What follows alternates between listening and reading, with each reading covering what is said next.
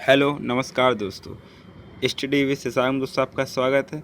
दोस्तों हम लोग बात कर रहे थे सीटेट के एग्ज़ाम 2020 के, जो कि दोस्तों 5 जुलाई को प्रस्तावित है। दोस्तों आज हम लोग डिस्कस करेंगे 2011 का पेपर जो सीटेट एग्ज़ाम में पूछा गया था। दोस्तों आज का जो हमारा सीटेट एग्ज़ाम 2011 के पेपर में जो सब्जेक्ट है वो दोस्तों बाल विकास एवं शिक्षा शास्त्र से संबंधित है। दोस्तों इसमें 30 क्वेश्चंस होंगे जो 2011 में आए थे। दोस्तों जो सीटेट के एग्ज़ाम होते हैं वो दोस्तों पिछले कॉन्सेप्ट से ही संबंधित होते हैं। तो दोस्तों सीटेट का एग्ज़ाम देने से पहले सारे प्रैक्टिस पेपर, सारे लास्ट ईयर के पेपर इनको ज़रूर करके जाएं, जो कि पेपर में काफ़ी ज़्यादा आपकी मदद करेंगे।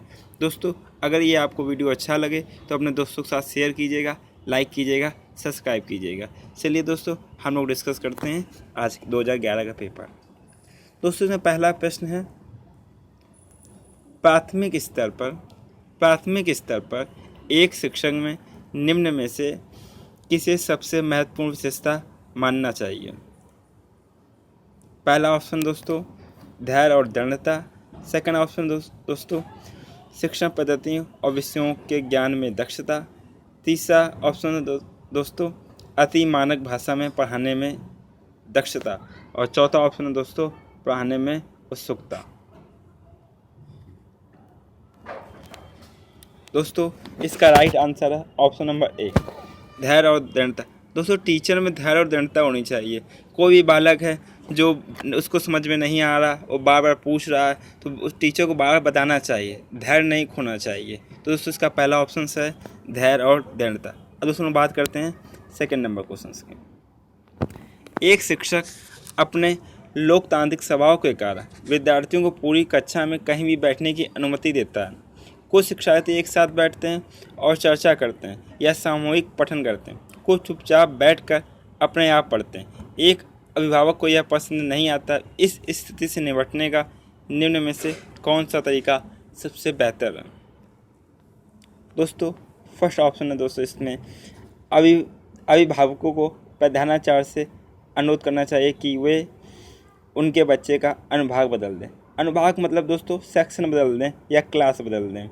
दूसरा ऑप्शन है दोस्तों अभिभावकों को शिक्षक पर विश्वास व्यक्त करना चाहिए और शिक्षक के साथ समस्या पर चर्चा करनी चाहिए। तीसरा ऑप्शन है दोस्तों अभिभावकों को उस विद्यालय से अपने बच्चों को निकाल लेना चाहिए। और चौथा ऑप्शन है दोस्तों अभिभावकों को प्रधानाचार्य से शिक्षक की शिकायत करनी चाहिए।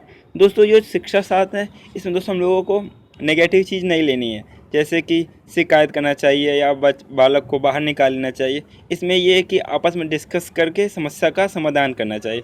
तो दोस्तों इसका करेक्ट आंसर है अभिभावक को शिक्षक पर विश्वास व्यक्त करना चाहिए और शिक्षक के साथ समस्या पर चर्चा करनी चाहिए। Option number second is right answer.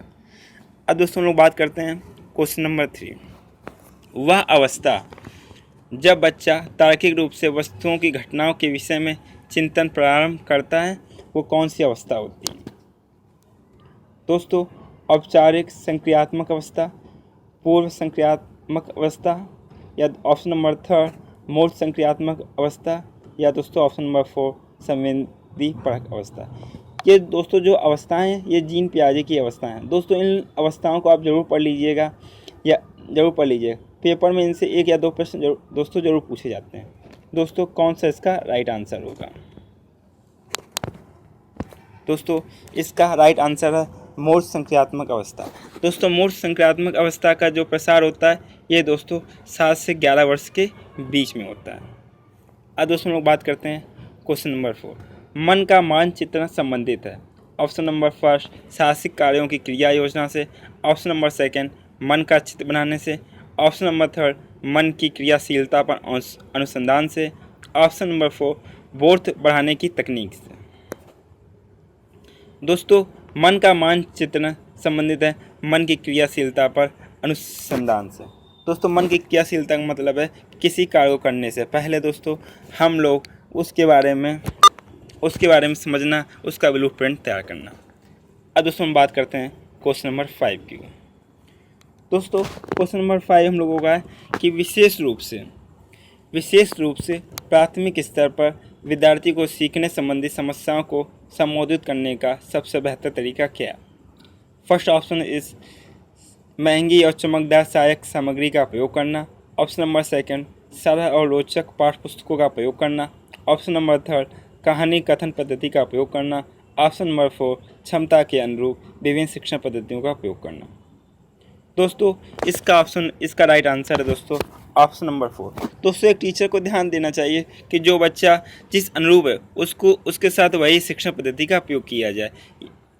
सबके साथ एक ही शिक्षण पद्धति का प्रयोग नहीं करना चाहिए। कोई बच्चा दोस्तों होशियार है, कोई थोड़ा कम होशियार है, कोई तेज बुद्धि का है, कोई मंद बुद्धि का है, कोई या फिर दोस्तों कोई पिछड़ा वाला है। तो सबके साथ जैसे जो बच्चा जिस लायक है उसको वही शिक्षण पद्धति का प्रयोग करना चाहिए। कोई बच्चा बोल कर लिख लेता है, कोई बच्चा देख कर लिखता है। तो दोस्तों जैसा उसका कंफर्टेबल हो बच्चे के लिए वैसे ही हम लोग को पद्धति का प्रयोग करना चाहिए।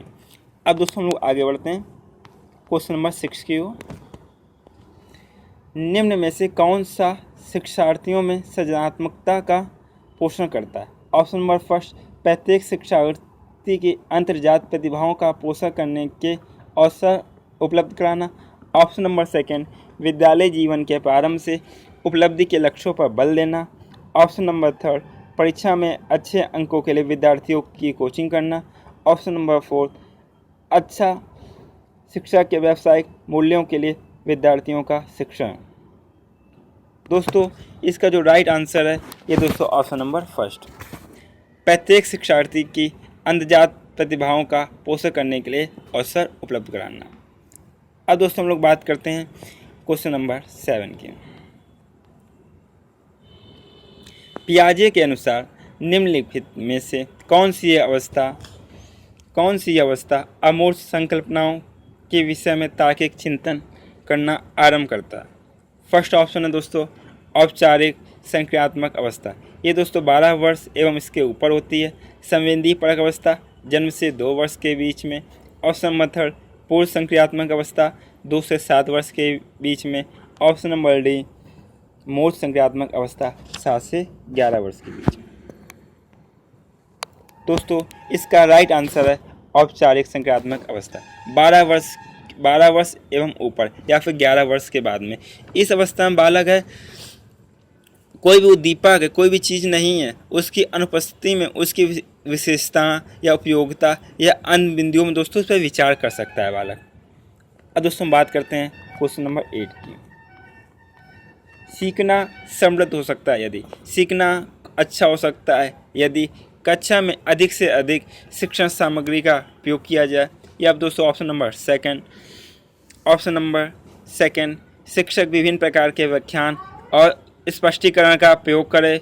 ऑप्शन नंबर थर्ड, कक्षा में आवधायिक परीक्षाओं पर अपेक्षित ध्यान दिया जाए।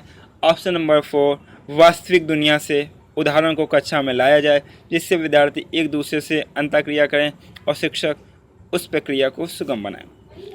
दोस्तों हम लोगों को इसमें पॉजिटिव थिंकिंग लानी है, नेगेटिव नहीं लानी है। तो दोस्तों इसमें जो वास्तविक दुनिया के जो उदाहरण हैं उनको कक्षा में लाया जाए। जैसे पीएम मोदी हैं, एक ग्रेट लीडर हैं, तो उनकी जो अच्छी अच्छी जो विशेषताएं हैं उनको बताना चाहिए कि हाँ इनकी अच्छी विशेषताएं, ये काम काफ़ी ज़्यादा करते हैं, 18 घंटे काम करते हैं।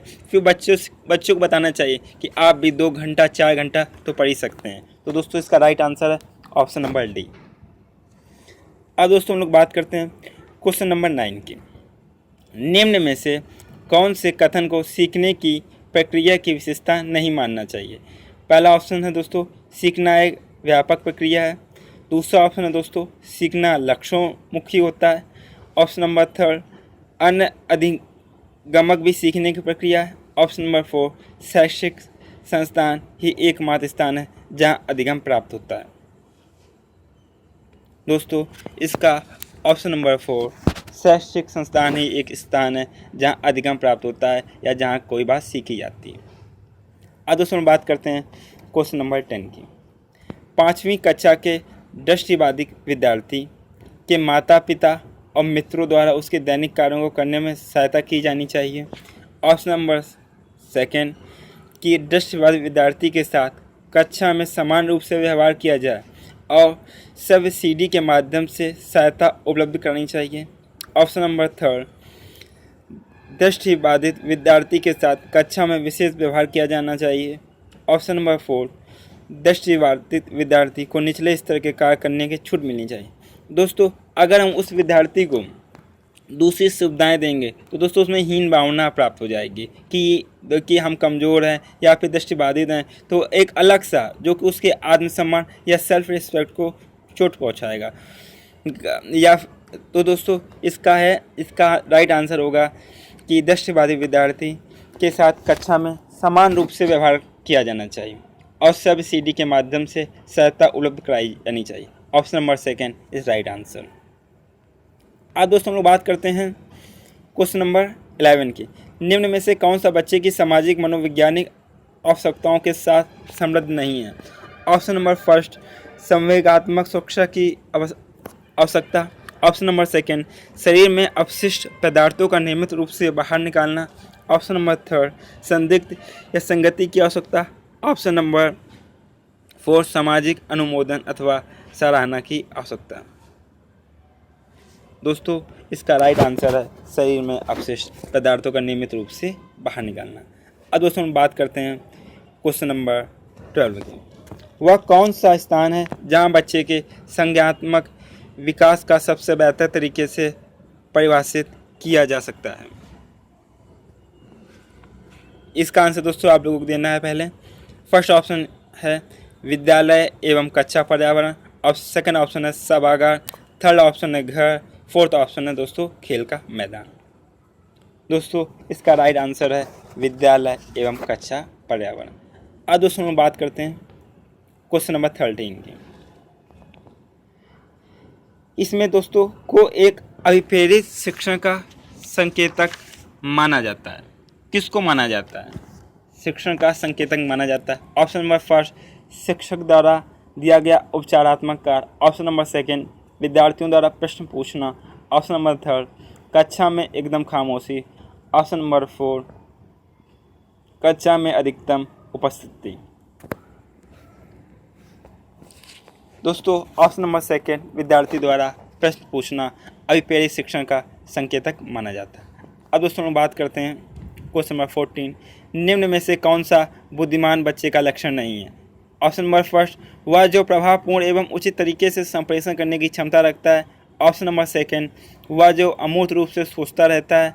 ऑप्शन नंबर थर्ड, वह जो नए परिवेश में स्वयं में समायोजित कर सकता है। ऑप्शन नंबर फोर, वह जो लंबे निबंधों को जल्दी रटने की क्षमता रखता है।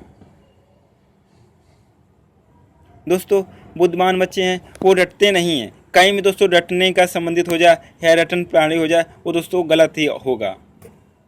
समझते हैं बुद्धिमान बच्चे। तो दोस्तों इसमें बच्चे का लक्षण नहीं है ये दोस्तों ऑप्शन नंबर डी, वह जो लंबे निबंधों को जल्दी से रट लेता है, रट्टू कुमार जिसको हम लोग बोलते हैं। अब दोस्तों हम लोग बात करते हैं क्वेश्चन नंबर 15 की। बच्चे दुनिया के बारे में अपनी समझ का सर्जन करते हैं, ये किसका श्रेय है? इसका श्रेय किसको जाता है? दोस्तों फर्स्ट ऑप्शन है पावलोव, सेकेंड ऑप्शन है कोहलबर, थर्ड ऑप्शन है स्किनर, फोर्थ ऑप्शन है दोस्तों पियाजे।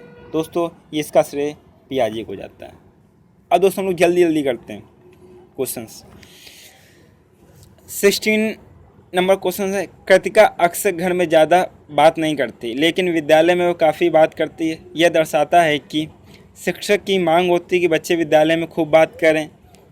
ऑप्शन नंबर सेकेंड, कृतिका को अपना घर बिल्कुल पसंद नहीं है।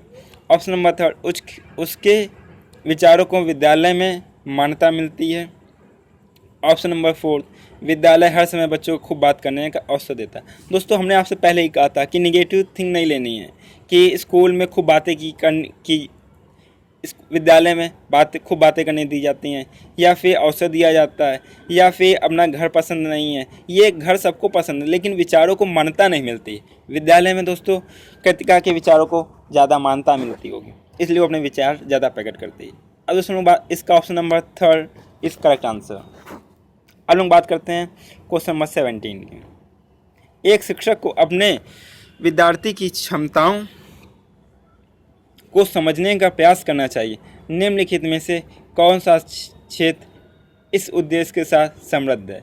ऑप्शन नंबर फर्स्ट सामाजिक दर्शन, ऑप्शन नंबर सेकेंड मीडिया मनोविज्ञान, ऑप्शन नंबर थर्ड शिक्षा मनोविज्ञान, ऑप्शन नंबर फोर शिक्षा समाजशास्त्र।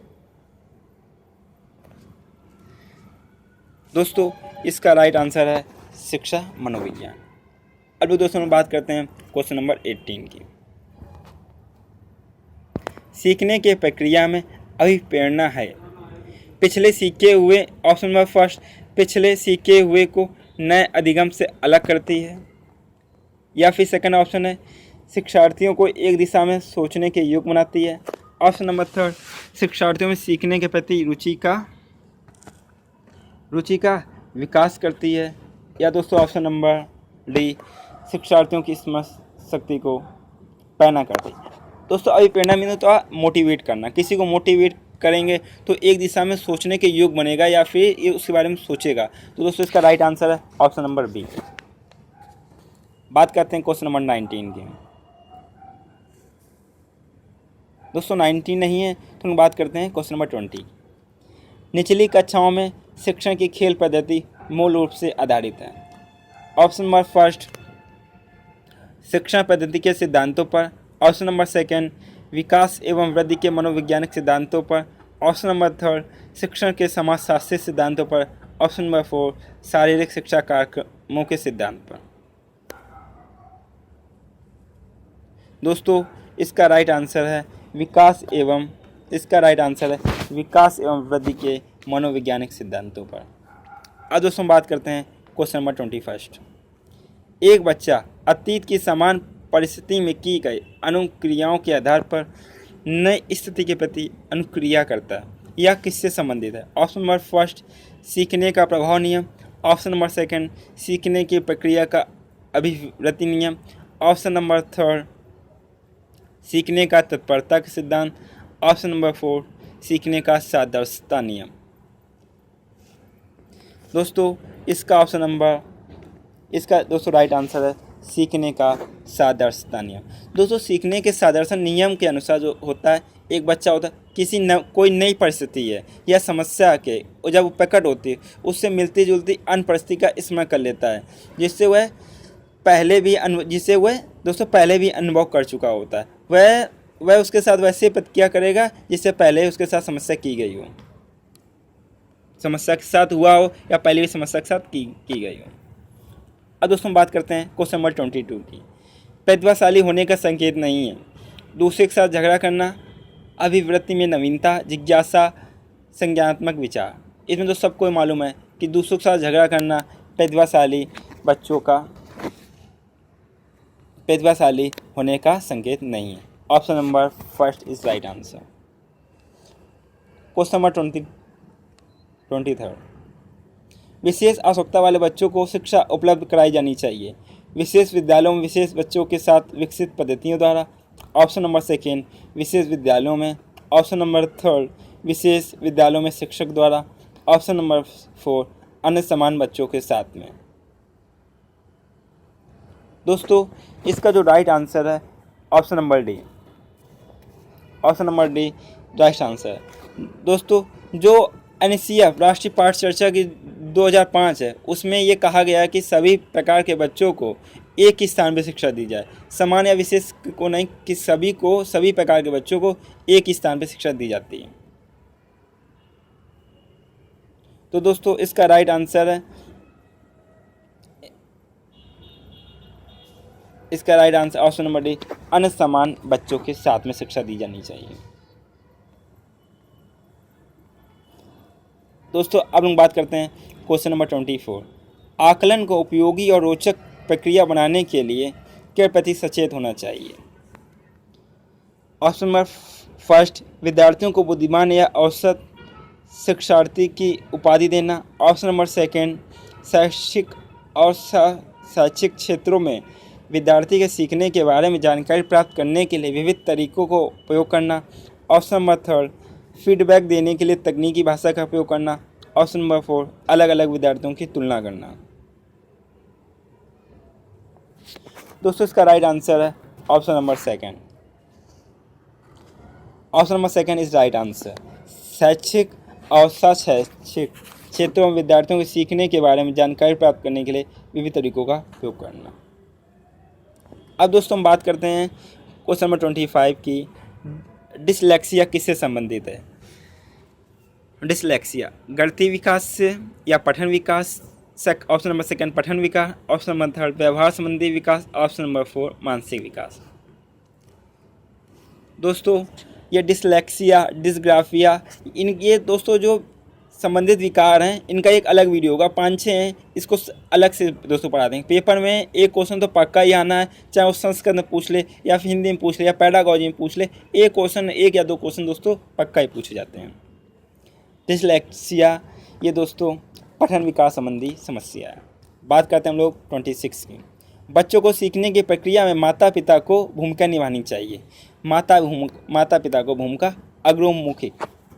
ऑप्शन नंबर फर्स्ट अग्रोमुखी, ऑप्शन नंबर सेकंड सहानुभूतिपूर्ण, ऑप्शन नंबर थर्ड तटस्थ, ऑप्शन नंबर फोर नकारात्मक। दोस्तों माता पिता की भूमिका होती है वो अग्रोमुखी होनी चाहिए। क्वेश्चन नंबर 27, विकास कभी न समाप्त होने वाली प्रक्रिया है, यह विचार किससे संबंधित है? ऑप्शन नंबर फर्स्ट निरंतरता का सिद्धांत, ऑप्शन नंबर सेकंड एकीकरण का सिद्धांत, ऑप्शन नंबर थर्ड अंतःक्रिया के सिद्धांत और ऑप्शन नंबर फोर अंतर संबंध का सिद्धांत। दोस्तों इसका राइट आंसर है निरंतरता का सिद्धांत। विकास हमेशा चलता रहता है। क्वेश्चन नंबर 28, सीखने के अंतर्दृष्टि सिद्धांत को किसने बढ़ावा दिया? सीखने के अंतर्दृष्टि सिद्धांत को किसने बढ़ावा दिया? Option number first Pavlov, option number second Jean पियाजे, option number third Vygotsky, option number four गेस्टाल्टवादी सिद्धांत। दोस्तों राइट आंसर इसका गेस्टाल्टवादी सिद्धांत। बात करते हैं क्वेश्चन नंबर 29 की। निम्नलिखित में से किस अवस्था में बच्चे अपने समवयस्क समूह के सक्रिय सदस्य हो जाते हैं?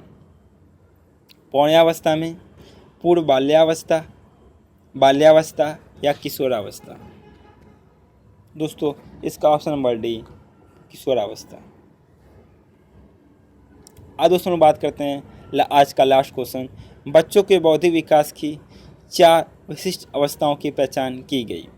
एरिक्सन द्वारा, ऑप्शन नंबर सेकंड स्किनर द्वारा, ऑप्शन नंबर थर्ड पियाजे द्वारा, ऑप्शन नंबर फोर कोहलरबर्ग द्वारा। दोस्तों बच्चों की बौद्धिक विकास की 4 विशिष्ट अवस्थाओं की पहचान पियाजे ने की। दोस्तों पियाजे का एक क्वेश्चन पक्का आता है, कोहलरबर्ग का पूछ लेता है, डिलेगिमा के बारे में, नैतिक सिद्धांत के बारे में, और टॉमसी भाषा विकास के, और वाइगोस्की। दोस्तों अब हम लोग कल डिस्कस करेंगे हिंदी का प्रैक्टिस पेपर 2011 का, लास्ट ईयर 2011 में जो आया हुआ है। चलिए दोस्तों नमस्कार दोस्तों अगर दोस्तों आपको ये वीडियो अच्छा लगा हो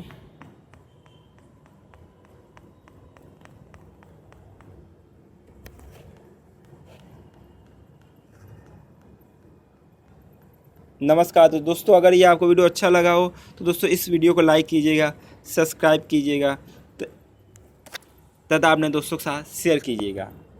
नमस्कार दोस्तों।